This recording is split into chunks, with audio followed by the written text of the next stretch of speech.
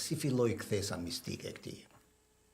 Edhe kjo pjesë ka lidhje edhe me jetën që flitej, jetën e shturur në thonjza që flitej. Thuhet që interesi për mistikën që ky kishte vet Rasputin e afroi me sektin heretik jo ortodoks, por shumë të popularizuar në atë kohë, Klisti. Regjia, keni një insert me emrin Klisti aty. Çfarë ishin këta? Sipas këtij sekti, sipas këtij Klisti, njeriu mund të pastronte veten nga mëkati vetëm në një mënyrë, duke braktisur plotësisht veten dhe nëpërmjet pendimit që do të pasonte, kështu të hynte në katarsis, do me thënë për pastrimin. Ky ishte një besim heretik që bënte në thelb rritet erotike dhe bashkimet mishërore që ishin karakteristika themelore të grupit tij.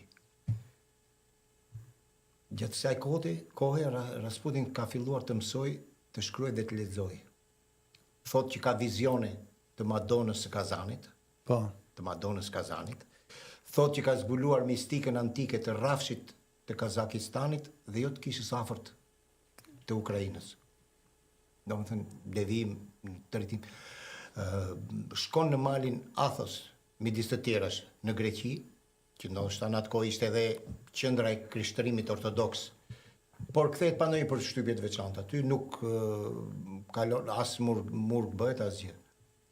Mbasi u kthye në shtëpi, vendos, flasim gjithmonë pa hyrë akoma në oborin perandorak. Në rinia. Vendos të nisej në Shën Petersburg për të takuar një mistik të madh, Giovanni i Kronstadtit. I ngritur më pas ky në rangun e altarëve të kishës ortodokse. Fillimisht pra shkon, donte të ndërtonte Rasputin një kishë të madhe në fshatin e tij.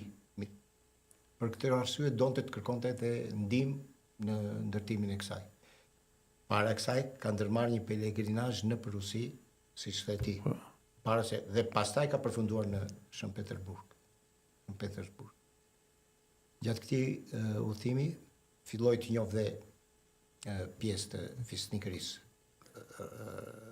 ruse, e cila, siç ishte koha, ishte lidhur ngushtë edhe me kishën ortodokse. Fisnikëria ruse ishte lidhur edhe me kishën. Në këtë periudhë, në fakt, Rusia ka qenë përmbytur nga misticizmi dhe okultizmi. Ishin gëlonin, si të thuash.